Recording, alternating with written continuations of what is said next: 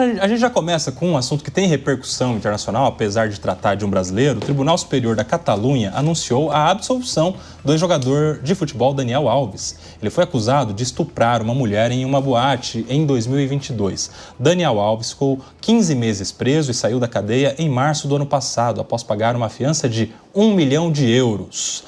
A gente vê imagens aí do que foi o julgamento do Daniel Alves, da carreira do jogador brasileiro, que é o jogador com o maior número de títulos no mundo, passagens pelo Barcelona, pelo PSG, pela Juventus, pela seleção brasileira, inclusive em Copas do Mundo, Copa de 2010, 2014, 2018, enfim, um jogador que tinha uma grande história como atleta e que agora passa a estampar as páginas policiais, inicialmente com a prisão, condenação e agora com a absolvição. Luca Bassani, eu quero começar com você, porque você acompanhou de perto lá na Europa a repercussão do que foi esse caso a partir de 2022, se não me engano, na virada do ano, inclusive, de 2022 para 2023, e agora essa notícia vinda da Justiça Espanhola. Luca Bassani.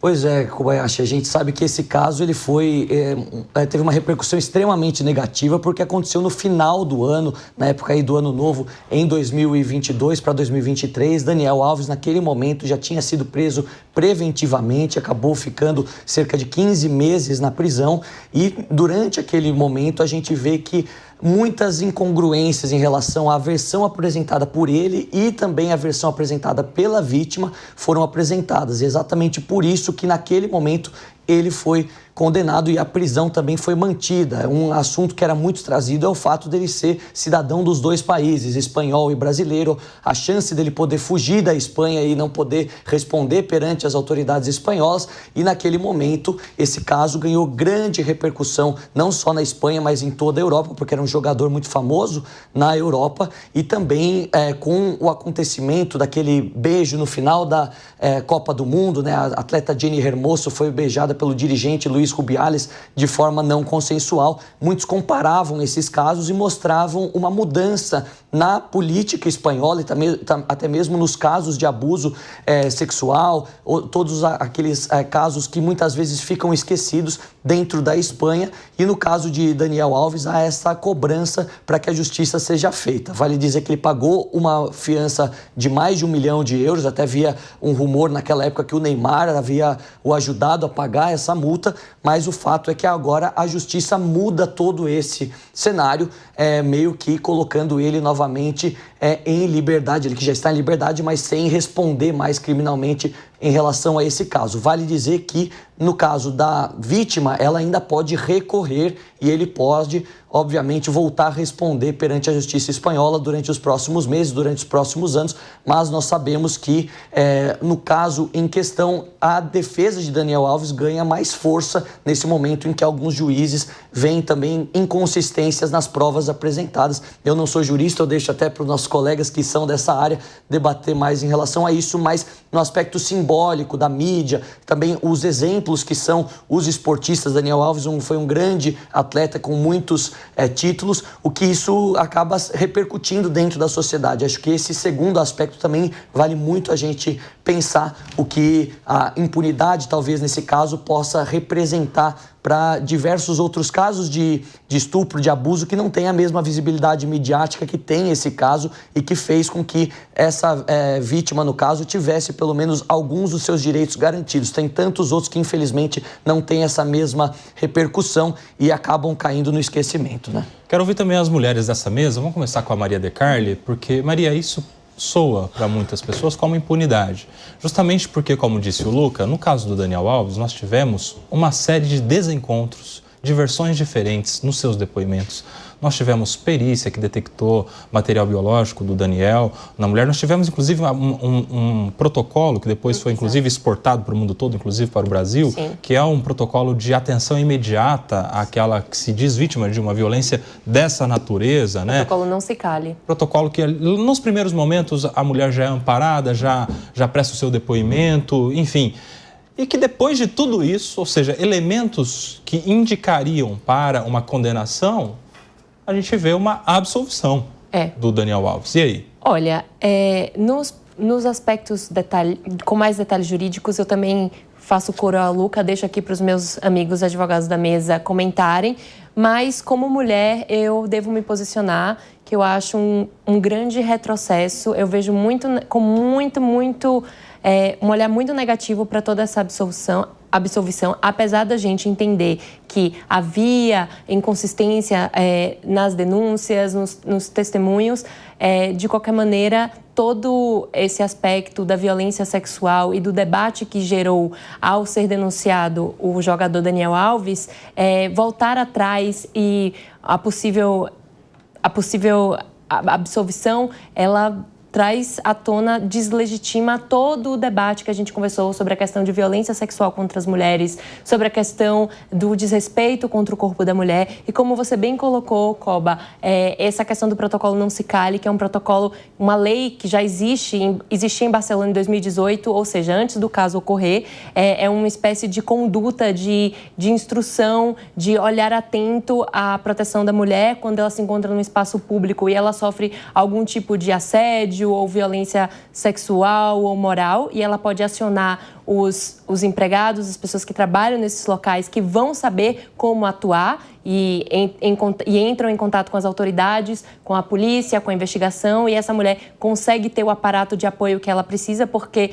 nenhuma mulher merece ter a sua integridade violada. Nós mulheres sabemos como isso é muito, muito delicado e é muito triste e impacta e muito nas nossas vidas.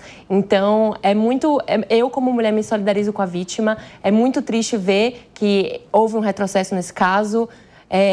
Enfim, eu até queria fazer coro aqui, como você disse também, a questão do protocolo Não Se Cale houve repercussão em diversos países. Aqui em São Paulo, a vereadora Cris Monteiro fez uma lei, um projeto de lei que virou lei. Então, a cidade e o estado de São Paulo, com o projeto da Cris e o estado, via Tarcísio, já adotaram esse protocolo. Então, alguns bares aqui, a maioria dos bares já tem esse protocolo. Então, mulheres que vivem aqui no estado de São Paulo, na cidade, na nossa capital, já sabem que elas vão ser amparadas caso haja algum tipo de violência contra a sua pessoa, mas eu faço assim, como uma mulher, eu acho assim muito triste que esse tipo de caso não esteja sendo levado tão a sério como deveria. Mônica Rosenberg, lembrando que o Daniel Alves foi condenado em primeira instância, uma pena de aproximadamente 4 anos de reclusão, e no recurso ao Tribunal da Catalunha é que ele foi absolvido. Mas ainda há um caminho pela frente.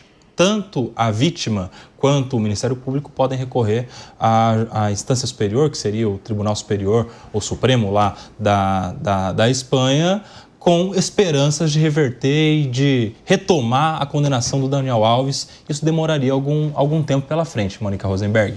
Pois é, isso demoraria e fica uma questão jurídica muito complicada, porque já foi um processo onde baseou-se muito nos depoimentos, e aí o fato do Daniel Alves ter mentido, porque a gente no começo ele começou dizendo que não tinha tido nada, aí depois ele falou, teve, mas não houve penetração, depois falou, mas teve, mas foi consentido. Então tudo isso acaba pesando contra, e aí a discussão na justiça vai andar e esperamos que continue, mas na prática não muda nada, porque Daniel já estava livre. E o que é o ponto da discussão aqui, desse retrocesso, por que ele é tão ruim? Porque ele reforça aquela fala dos homens de que, aí, tá vendo?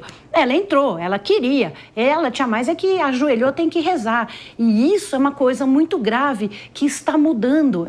Nós estamos vivendo agora um momento de transição que começou lá atrás com Mike Tyson. Quem é da minha geração, tem cabelos brancos, lembra de uma modelo que foi no quarto de hotel do Mike Tyson e depois disse que houve um estupro, porque ela não tinha mais dado o consentimento. Esta é a grande palavra, e isso está havendo uma mudança. Quem é da minha geração, e eu não vou jamais culpar as mulheres, mas as mulheres da minha geração aprenderam que a gente não podia dizer sim. Dizer sim era errado. Então a mulher dizia não, mesmo quando era um sim. Era um não, mais ou menos, e os homens achavam que era normal. Ela falou não, mas ela quer. Isso existia, gente. Hoje houve uma mudança. Hoje, não é não. E os homens vão ter que desaprender aquilo que eles tinham aprendido e entender que não é não. E que mesmo que uma mulher entre no banheiro de uma boate, estando bêbada, vestindo uma mini saia, querendo talvez fazer o ato com aquele ator, com aquele jogador de futebol, com esses grandes símbolos, se ela entrou ali e ele, por algum motivo...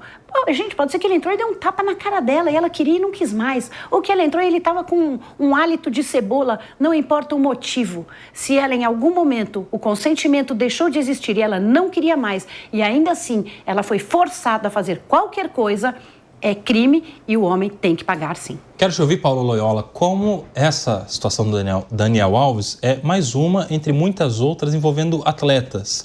Você vê o ambiente esportivo, principalmente no campo, no futebol, né? Atletas de futebol, a gente daqui a pouco tem novidades sobre o caso Robinho também. Por que isso se repete nesse ambiente esportivo? Paulo Loyola. Boa tarde, Kobayashi. Boa tarde, companheiros da mesa. Boa tarde, pessoal que está assistindo a gente. Principalmente o pessoal do YouTube, sempre tão carinhoso. E aí, bem, gente, esse é, na verdade, mais um caso muito triste. Me parece que, de fato, ainda que o termo incomode ouvidos mais sensíveis, o ambiente esportivo, principalmente do futebol masculino, tem uma masculinidade extremamente tóxica ali naquele processo. A gente vê os homens se defendendo muito, a gente vê um processo que a gente viu, inclusive, pagamento da multa do Daniel Alves. Teve uma história que o Neymar ia pagar, depois não ia pagar mais. Um processo aí muito, muito complacente de um atleta com o outro, e que me parece resultado, efetivamente, desse ambiente que se cria nos times de futebol, e acho que me parece que pode acontecer em vários outros esportes.